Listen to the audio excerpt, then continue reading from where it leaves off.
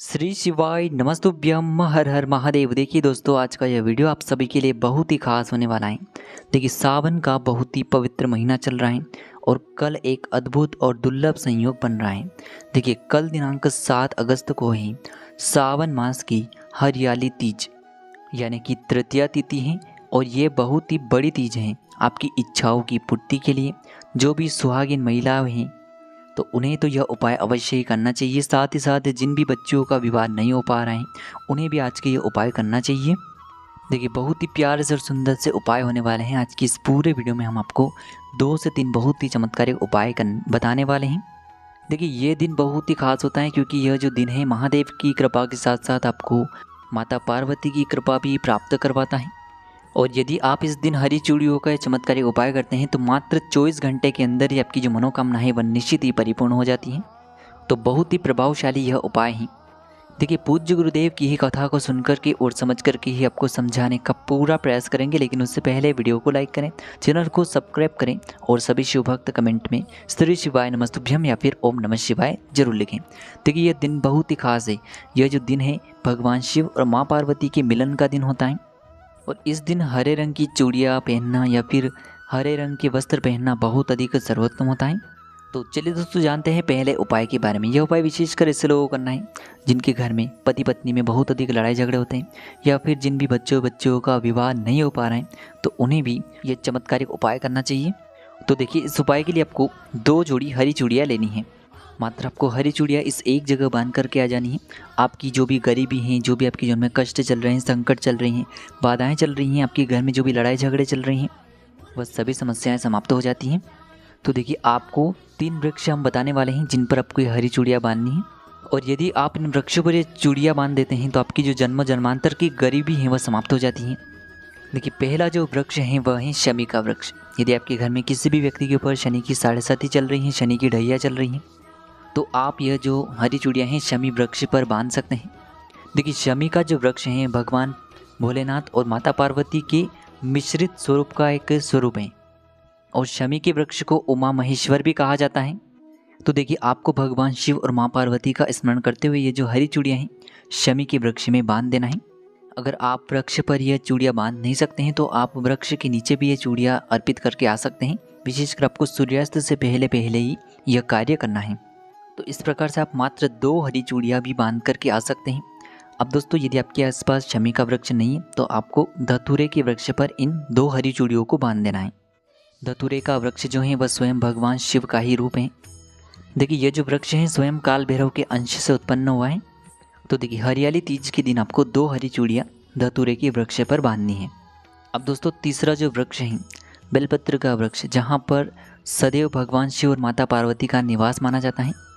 तो आप चाहें तो बेलपत्र के वृक्ष में जो हरी चूड़ियाँ हैं इसे लाल कपड़े में बांध करके बेलपत्र के वृक्ष पर आप बांध सकते हैं या फिर आप लाल रंग की मूली धागे से भी इन चूड़ियों को बांध सकते हैं।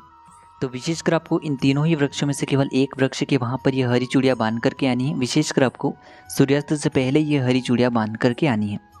तो इस प्रकार से आपको करना है यह पहला उपाय। अब हम जानते हैं दूसरे खास और चमत्कारिक उपाय के बारे में। देखिए, यदि आपके घर में पति पत्नी में आपस में बनती नहीं है, पति पत्नी में बहुत ही ज़्यादा लड़ाई झगड़े होते हैं, गृह कलेश बने रहते हैं, तो यह उपाय आपको करना चाहिए। तो इस उपाय को करने के लिए सबसे पहले तो आपको मात्र 2 प्यारी सी और सुंदर सी बेलपत्र लेनी है। इसी के साथ में आपको काले तिल लेने हैं और इसी के साथ में आपको एक तांबे के पात्र के अंदर अपने ही घर से शुद्ध जल भी लेना होगा। देखिए, पूज्य गुरुदेव ने 2 बेलपत्रियों के लिए कहा है। तो यदि आपको बेलपत्रियाँ प्राप्त नहीं हो पाती हैं तो आप शिवलिंग पर चढ़ी हुई बेलपत्र भी पुनः शुद्ध जल से धो करके उनका उपयोग कर सकते हैं। और विशेषकर हरियाली का तीज पर सुबह से लेकर के शाम तक किसी भी समय आप इस उपाय को कर सकते हैं। तो सबसे पहले आपको ये सभी सामग्रियाँ इन्हें लेकर के पहुँचना है भगवान शिव के मंदिर में। अब देखिए दोस्तों, आपके पास सबसे पहले तो जो 2 बेलपत्रियाँ हैं इनमें से आपको एक बेलपत्री शिवलिंग पर जहाँ माता पार्वती का हस्तकमल होता है, कट्टी वाला भाग होता है, वहाँ पर आपको समर्पित करना है। और यह पहली बेलपत्री आपको इस प्रकार से अर्पित करनी है कि जो इसकी डंडी है वह आपकी तरफ रहेगी और पत्ती वाला भाग शिवलिंग की तरफ रहेगा। इस प्रकार से आपको बेलपत्री माता पार्वती के हस्तकमल पर समर्पित करनी है। अब जो दूसरी बेलपत्री है इससे आपको शिवलिंग पर समर्पित करनी है और इस प्रकार से आपको समर्पित करनी है कि जो इसकी पत्ती वाला भाग है वह जराधारी की तरफ रहेगा और डंडी वाला भाग पीछे की तरफ रहेगा। इस प्रकार से आपको दूसरी बेलपत्री शिवलिंग पर समर्पित करनी है। यानी कि दोनों ही बेलपत्री आपको एक दूसरे के विपरीत समर्पित करनी है। अब देखिए दोस्तों, आपके पास जो जल का पात्र है इसमें से थोड़ा सा जल सबसे पहले आपको श्री गणेश जी वाले स्थान पर, फिर थोड़ा सा जल श्री कार्तिकेय जी वाले स्थान पर, फिर थोड़ा सा जल आपको माता अशोक सुंदरी वाले स्थान पर, फिर आपको थोड़ा सा जल माँ पार्वती की हस्तकमल पर समर्पित करना है। अंत में आपको थोड़ा सा जल और बचा लेना है और आप जो काले तिल लेकर के आए थे इस काले तिल को आपको उस पात्र के अंदर डाल देने हैं। और यह जो काले तिल से युक्त जल आपने तैयार किया है इसे आपको धीरे धीरे भगवान शिव के शिवलिंग पर ही समर्पित कर देना है। श्री शिवाय नमस्तुभ्यम इस मंत्र का जाप करते हुए। जो भी व्यक्ति हरियाली का तीज के दिन इस प्रकार से ये उपाय करता है तो पति पत्नी में यदि किसी भी प्रकार का ग्रह क्लेश लड़ाई झगड़े तो वह सभी समाप्त हो जाते हैं और पति पत्नी में हमेशा प्रेम भावनाएं उत्पन्न होती रहती हैं। तो यह उपाय भी आपको अवश्य करना है। अब हम जानते हैं तीसरे खास और चमत्कारिक उपाय के बारे में। देखिए, अभी सावन का महीना चल रहा है और सावन के इसी महीने में आपको कनेर के पुष्पों से यह उपाय करना है।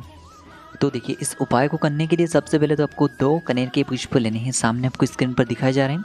इसी प्रकार से आपको 2 पीले कनेर के पुष्प लेने हैं। इसी के साथ में आपको एक तांबे के पात्र के अंदर शुद्ध जल लेना है और इन दोनों ही सामग्रियों को लेकर के सीधे आपको पहुंच जाना है भगवान शिव के मंदिर में। देखिए, सावन का पवित्र महीना चल रहा है और आज है हरियाली का तीज। यदि जीवन में संकट चल रहे हैं, कष्ट चल रहे हैं, बहुत अधिक परेशानियां चल रही हैं, समस्या जो है वो जीवन से खत्म होने का नाम नहीं ले रही हैं, तो जिस भी प्रकार की समस्या चल रही है उन्हें दूर करने के लिए आपको यह उपाय करना है। तो देखिए, आपके पास जो 2 कनेर के पुष्प हैं इनमें से आपको जो पहला कनेर का पुष्प है इससे भगवान शिव की शिवलिंग पर अर्पित करना है। और ये जो पुष्प है आपको इस प्रकार से समर्पित करना है कि जो इसकी डंडी है वह आपकी तरफ रहेगी, फूल वाला भाग आपकी विपरीत तरफ रहेगा। इस प्रकार से आपको पहला कनेर का पुष्प शिवलिंग पर अर्पित कर देना है। तो इस प्रकार से आपको पहला कनेर का पुष्प अर्पित करना है। सामने आपको स्क्रीन पर दिखाया जा रहा है। अब दोस्तों, दूसरा जो कनेर का पुष्प है इसे आपको शिवलिंग पर जहाँ माता अशोक सुंदरी का स्थान होता है, यानी कि जलाधारी के बीच में जो मोटी उठी हुई लाइन होती है, वहीं पर आपको दूसरा कनेर का पुष्प समर्पित करना है। दूसरा कनेर का पुष्प जब भी आप समर्पित करेंगे तो डंडी वाला जो भाग है वह जलाधारी की तरफ रहेगा, फूल वाला भाग शिवलिंग की तरफ रहेगा। इस प्रकार से आपको दूसरा कनेर का पुष्प माता अशोक सुंदरी वाले स्थान पर समर्पित करना है। सामने आपको वीडियो में बताने का प्रयास किया जा रहा है। इसी प्रकार से आपको ये दूसरा कनेर का पुष्प माता अशोक सुंदरी वाले स्थान पर समर्पित करना है। अब दोस्तों, अंत में जो आपके पास 1 लोटा शुद्ध जल है इसे आपको धीरे धीरे भगवान शिव की शिवलिंग पर ही समर्पित कर देना है। यानी कि आपने जो पहला कनेर का पुष्प समर्पित किया था उसी के ऊपर आपको ये जो जल है इसे धीरे धीरे समर्पित करते जाना है। श्री शिवाय नमस्तुभ्यम इस मंत्र का लगातार जाप करते हुए जो भी व्यक्ति हरियाली का तीज पर इस प्रकार से यह चमत्कारिक उपाय कर लेता है तो उसकी जो भी परेशानियां हैं वह महादेव की कृपा से निश्चित ही समाप्त हो जाती हैं। तो आपकी जो भी परेशानियां हैं वो आपको महादेव से बोल देनी है और निश्चित ही आपकी वो जो परेशानियां हैं इस उपाय को करने के बाद समाप्त हो जाएगी। तो देखिए, आज के इस पूरे ही वीडियो में हमने आपको हरियाली का तीज के इस महासंयोग में बहुत ही सुंदर से उपाय बताने का प्रयास किए हैं। जो भी उपाय आपके लिए सर्वश्रेष्ठ हैं, उचित हैं, उससे आप कर सकते हैं। श्री शिवाय नमस्तुभ्यम। हर हर महादेव।